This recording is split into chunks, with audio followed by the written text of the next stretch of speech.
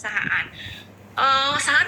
Saat pandemi kemarin itu, ketika orang lain mengurangi karyawan, saya malah melipat gandakan jumlah karyawannya. Alhamdulillah Allah izinkan. Jadi bisnis saya yang Yuka itu ketika masa pandemi, orang yang offline bisnisnya itu menuju ke online, dan itu menyebabkan banyak sekali permintaan klien untuk dikelola sosial medianya, yang menyebabkan bisnis saya itu membutuhkan banyak SDM karena bisnisnya di bidang jasa, itu langsung naik 2 kali lipat jumlah karyawannya. Nah, disitulah mulai goyang ya, ketika budaya kerja kita belum solid banget. Nah, itu aku ngerasain banget. Jadi ketika banyak karyawan baru yang mereka beragam budayanya, beragam karakter, beragam pengalaman, beragam usia, tingkat pendidikan gitu ya, mereka mempunyai warna tersendiri. Secara kreativitas berwarna itu oke gitu ya, tapi secara budaya kerja ketika semua orang memiliki prinsip yang berbeda-beda gitu ya, itu akan sulit banget buat kita kontrol mereka semua. Jadi aku ngerasain banget gimana rasanya budaya kerja yang belum solid itu membuat kegiatan di operasional kerja kita itu terganggu gitu ya. Nah, si budaya kerja ini merupakan sifat dasar perusahaan yang mempengaruhi seluruh aktivitas. Jadi bukan kita yang ikut apa maunya karyawan, tapi kita sebagai perusahaan, HR, sebagai business owner, kita yang sebenarnya kita harusnya punya sifat dasar perusahaan yang itu memberikan impact kepada semua tim yang ada. Jadi karyawanlah yang ikutin apa maunya perusahaan ya, bukan perusahaan yang mengikut karyawan A, B, C. Akhirnya jadi bingung ya, dengan karyawan makin banyak nanti jadi bingung nih, mau ikut yang mana nih perusahaannya. 91% manajer mengatakan kecocokan kandidat dengan budaya perusahaan lebih penting daripada pengalaman dan kemampuannya. Nah, ini saya ngerasain banget. Jadi kalau di kami tuh kita ada 3 tahapan rekrutmen.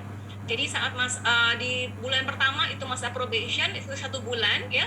Masa probation 1 bulan ini benar-benar kami melihat, menilai dari kecocokan budaya, atau kami dibilangnya culture-nya di kita gitu ya, budaya perusahaannya. Aku akan memberhentikan karyawan yang memang dia tidak sesuai dengan budaya perusahaan, dan dia tidak bisa menyesuaikan diri dengan budaya perusahaan dibanding dengan skillnya.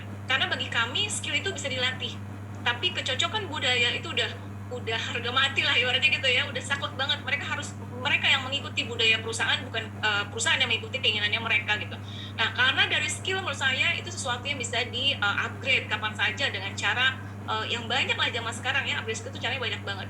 Setelah 1 bulan, ketika memang ini cocok secara budaya perusahaannya, baru nanti kita masuk di masa training selama 3 bulan.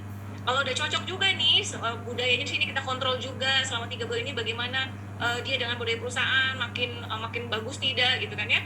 Kalau oke secara budaya dan skill di 3 bulan ini, baru dia menjadi karyawan tetap seperti itu. Nah, tujuan budaya kerja ada beberapa, di sini saya akan masukkan 5. Yang pertama, menjadi pegangan dalam membuat keputusan. Ya, ini penting banget. Jadi kalau banyak hal yang menjadi pertimbangan dari business owner ya, ataupun CEO, atau juga dari HR-nya, kita kembali lagi, apa nih budaya kerja kita seperti apa? Budaya kerja kita seperti apa? Kemudian budaya kerja bisa juga membantu kita untuk memproses sesuatu hingga menyelesaikan masalah. Yang kedua, memperkuat identitas perusahaan. Nanti akan kelihatan nih karakter perusahaan kita yang seperti apa. Lalu yang berikutnya mempersatukan karakter staf yang beragam. Ini pengaruh banget ya bagi tim kami nih, mempersatukan karakter staf yang beragam. Terutama ya, aku ngerasain banget dengan bisnis zaman sekarang itu, tenaga kerja yang cocok dengan jenis pekerjaan yang kami tawarkan, yang berkaitan dengan sosial media, berkaitan dengan digital marketing, berkaitan dengan produk-produk layanan jasa yang kekinian gitu ya, itu dikuasai oleh Gen Z. Nah, ini Gen Z nih karakternya kan beragam ya, Gen Z ya gitu. Nah, bagaimana caranya budaya kerja ini adalah yang akan mempersatukan semua karakter Gen Z tadi yang berbeda-beda ya. Tentunya dengan berbeda dari pendidikan keluarga, pengalaman kerja mereka, ada yang masih newbie, ada yang sudah pengalaman di mana, ada yang tingkat ekonominya juga ya, dengan skill mereka, bakat mereka yang berbeda-beda, itu harus semuanya mengikuti budaya kerja. Yang keempat, mengendalikan tingkah laku personil perusahaan atau organisasi supaya tetap sejalan dengan nilai-nilai perusahaan, baik kepada rekan kerja ataupun kepada pelanggan. Nah, ini penting banget ya, sesama rekan kerja ataupun juga nanti, karena kan karyawan kita adalah cerminan dari perwakilan dari pelanggan, perwakilan dari perusahaan yang akan langsung in touch dengan pelanggan. Ini penting banget untuk teman-teman membentuk budaya kerja sehingga apa yang ingin teman-teman suguhkan ke pelanggan itu tergambarkan dengan baik sesuai dengan keinginan kita bisnis ownernya ya. Ini karyawanlah sebagai pintu depan yang dilihat oleh pelanggan, tapi harus sesuai dengan keinginan kita. Yang kelima, memastikan seluruh personil punya visi misi yang selaras dengan goal perusahaan. Nah, ini penting banget. Ketika ada karyawan yang punya visi misi yang berbeda, sangat berbeda dengan kita, satu mau ke kanan, satu mau ke kiri gitu ya. Sedangkan kita maunya ke depan nih ya, kita sebagai business owner maunya ke depan nih, tapi karyawan mau ke kanan mau ke kiri. Nah, itu berbahayanya tuh ya. Akhirnya kenapa ya kok bisnis aku nggak nyampe target ya? Kenapa ya bisnis aku kok nggak sesuai keinginan ya gitu ya? Karena kita maunya ke depan, tapi karyawan maunya ke kanan, ke kiri, atas, bawah, belakang. Lah itu repot banget ya. Makanya semua harus kembali kepada budaya kerja. Nah, budaya kerja dalam sebuah bisnis, yang pertama penting banget untuk menciptakan lingkungan kerja yang sehat. Wah, ini penting banget ya, menciptakan lingkungan kerja yang sehat, menjamin kenyamanan karyawan, meningkatkan kualitas sumber daya manusianya. Kemudian yang paling penting juga adalah memperkuat kolaborasi antar individu dan juga tim. Ada nih ya, pengalaman aku nih, ada orang-orang yang memang hanya bisa bekerja dengan dirinya sendiri. Begitu yang lain butuh bantuan, dia nggak mau bantu gitu ya. Sedangkan ini kan kita dalam satu bisnis itu satu roda ya, bareng-bareng nih ya. Nggak bisa yang satu, kalau di kami ya, nggak bisa yang satu udah selesai pekerjaannya, misalnya yang satu punya masalah, satu tinggal pulang aja gitu, nah itu nggak bisa. Kesemuanya harus saling membantu. Nah itu terbentuk juga salah satunya dalam budaya kerja. Yang kelima adalah membantu karyawan mencapai goal perusahaan. Tentunya itu maunya business owner ya, dan itu juga harus menjadi yang diperhatikan oleh tim HR. Nah ada dari senior vice president Apple, Angela, mengatakan bahwa semua orang dari kita ya, terutama CEO maunya berpikir gimana nih hubungan itu dengan customer gitu.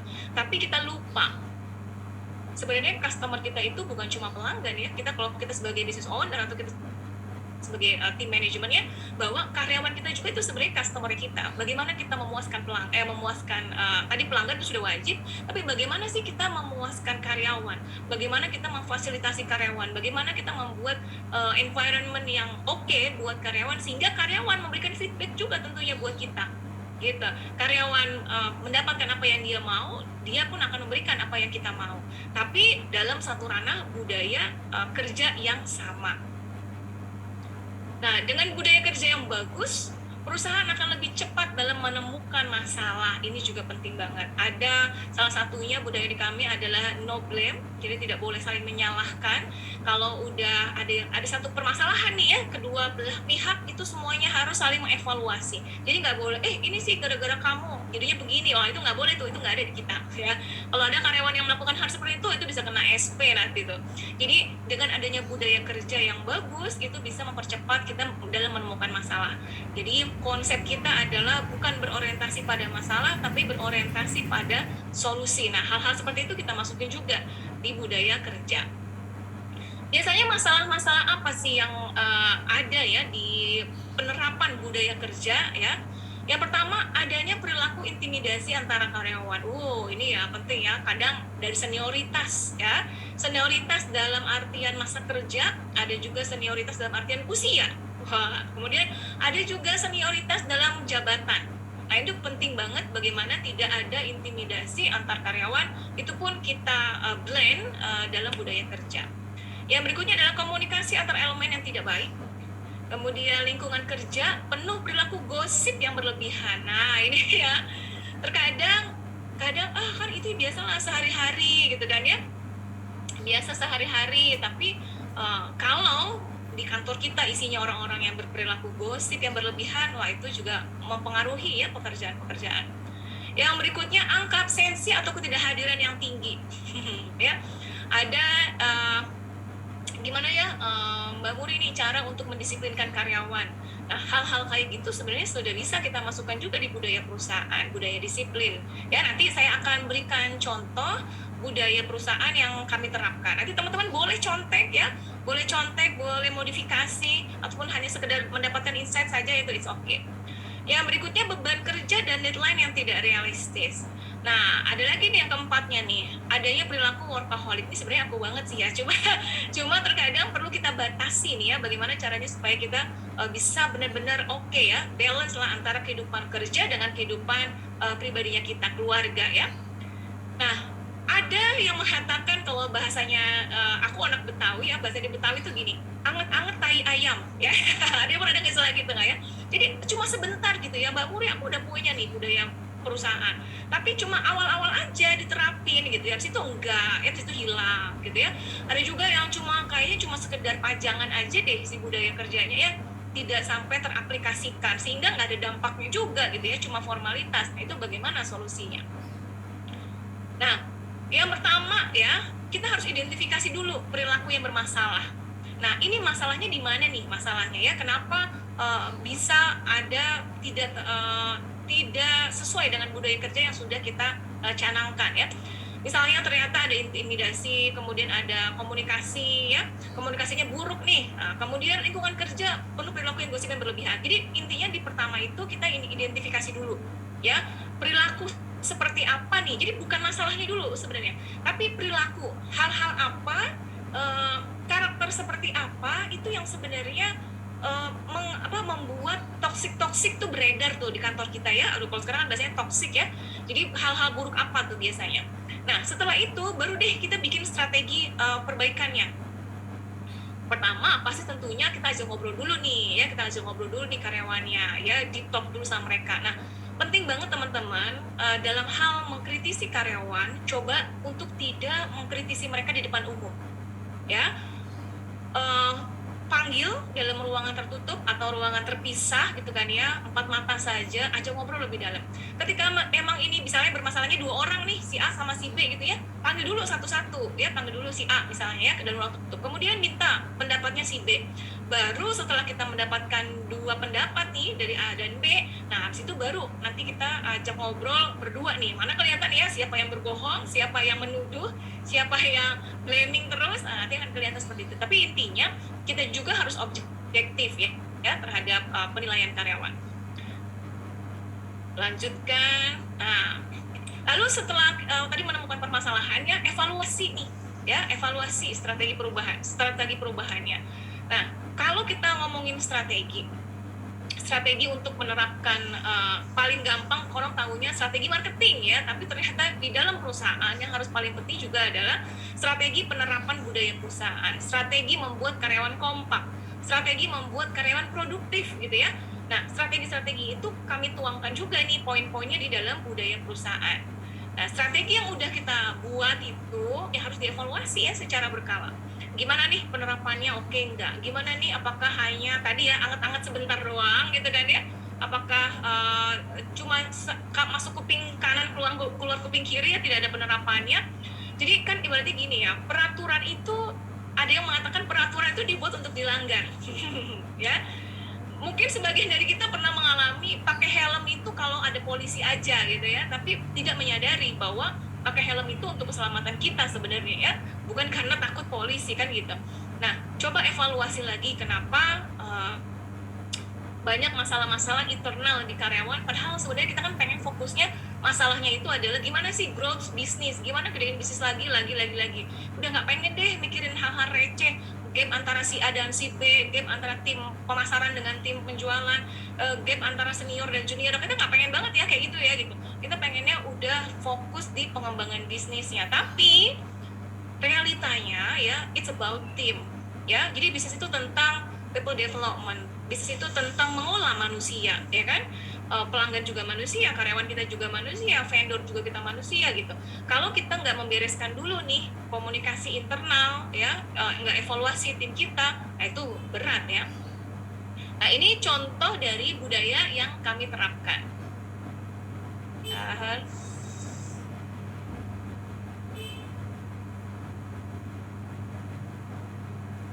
Oke, aku intip-intip dulu pertanyaannya. Kayaknya sebagian nanti akan sudah terjawab juga ya di budaya kami. Ini budaya perusahaan kami dari Bumi Langit Group. kami rangkum itu menjadi sebuah kata, ya, yang kita walaupun itu comotan-comotan ya, kami menamakannya SMART. Nah, SMART itu nanti akan ada breakdown-nya lagi di sebelah kanan seperti yang teman-teman lihat. Aku suka banget dengan kata SMART. Tapi SMART itu bukan hanya identik untuk individu gitu ya. Aku menempatkan SMART itu, kita SMART sebagai hamba Allah, SMART sebagai hambanya Tuhan. Kenapa? Karena bagi aku karyawan itu pun harus menyadari dia harus menjadi seorang individu yang smart di hadapan Tuhannya. Mereka bukan bekerja untuk kita, tapi mereka bekerja untuk Tuhannya. Nah, aku menganggap bahwa Tuhan adalah backingan aku. Toh tentunya Tuhan adalah big boss-nya kita ya, gitu ya. Teman-teman di sini insya Allah semuanya beragama ya. Dengan agamanya masing-masing kita menyadari bahwa Tuhan itu big boss-nya kita. Jadi ketika aku sebagai business owner, di atasnya aku masih ada bos lagi gitu kan ya. Nah, aku mau teman-teman itu bukan hanya melihat saya sebagai business owner, tapi dia melihat big boss mereka itu sebenarnya adalah Tuhan. Ayo, jadilah seorang hamba Allah yang smart. Oke? Nah, smart sebagai hamba Allah juga kita jabarkan di budayanya kita. Yang berikutnya, smart sebagai individu. Jadi bukan hanya dia mementingkan bahwa aku mah yang penting kerja di sini dapat duit tanggal jam 5 pulang, tanggal 30, tanggal 1 gajian gitu ya. Saya nggak mau mereka hanya sebagai orang yang numpang hidup di perusahaan kami, tapi kami mau membentuk mereka sebagai seorang individu yang smart, yang mereka berkepribadian, yang mereka punya skill yang terus bertambah, yang mereka mempunyai value diri. Ya, kalau kita udah ngomongin value diri dan mengungkit-ungkit tentang value mereka, apa yang kamu punya? Kamu dengan value diri yang sekarang, seperti inilah nasibmu. Maka kalau nasibmu mau berubah, ayo value diri Anda harus lebih bagus lagi. Nah, itu kategorinya smart sebagai individu. Yang berikutnya adalah smart sebagai makhluk sosial. Bukan hanya mereka pintar sendirian, bukan hanya mereka kepada Tuhan ya, tapi mereka sadar bahwa hidup tuh nggak sendirian ya, bahwa hidup tuh bareng-bareng, bahwa hidup itu bekerja sama. Jadi kalau mereka egois hanya memikirkan apa pekerjaan mereka, kemudian mereka selesai, kemudian mereka pulang gitu ya, itu nggak bisa. Mereka harus paham bahwa kesuksesan mereka itu adalah hasil kerjasama.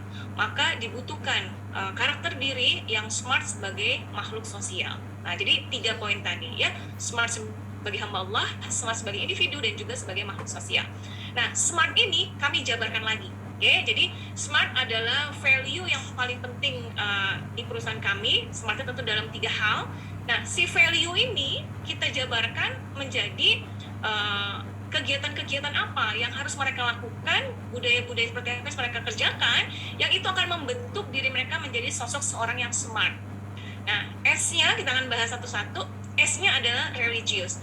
Nah, anak Gen Z ya, mostly di kantor aku Gen Z, yang milenialnya cuma sedikit ya, yang atasnya kalau dia ya baby boomersnya pun nggak ada gitu ya, jadi gennya generasinya sedikit milenial, sisanya Gen Z. Nah, Gen Z pun dengan milenial ya, mereka tidak akan melakukan sesuatu atau mereka tidak akan semangat melakukan sesuatu sebelum mereka paham why, kenapa ya. Pernah nggak teman-teman yang punya karyawan ketika dikasih tugas ya, itu kayak kurang semangat gitu ya, karena mereka sebenarnya hanya belum menemukan alasannya. Kenapa aku harus melakukan A? Kenapa aku melakukan B gitu ya? Dan itu belum klik dengan pemahaman mereka. Jadi budaya kita itu harus kita jelaskan banget ke mereka. Kenapa sih kita harus sholat berjamaah tepat waktu misalnya ya? Ini salah satu gambaran standar religius kami itu seperti apa sih gitu ya. Jadi kalau teman-teman mengatakan oke, budaya perusahaan aku adalah disiplin. Disiplin itu apa ya? Ibaratnya aku misalnya oke, teman-teman, kita harus merah. Nah, dari 30 karyawan, 100 karyawan, merah itu apa sih? Nanti beda-beda persepsinya ya. Ada yang merah muda, ada yang merah darah, merah cabai, merah apa sih? Merah merah macam-macam ya. Ada tuh merah marun ya, macam-macam tuh merah. Akhirnya persepsinya beda-beda. Maka supaya budaya perusahaan kita bisa berjalan, kita deskripsikan lagi sampai benar-benar sama persepsinya ya. Jadi kategori religius adalah di kami salah satunya sholat berjamaah tepat waktu. Jadi toh tentunya dari jam 8 pagi sampai jam 5 sore ada 2 waktu ibadah bersama-sama, yaitu zuhur dan asar. Begitu azan zuhur, langsung wudhu, kita sholat berjamaah. Begitu juga dengan asar ya. Asar itu breaknya begitu azan kan kita sholat berjamaah.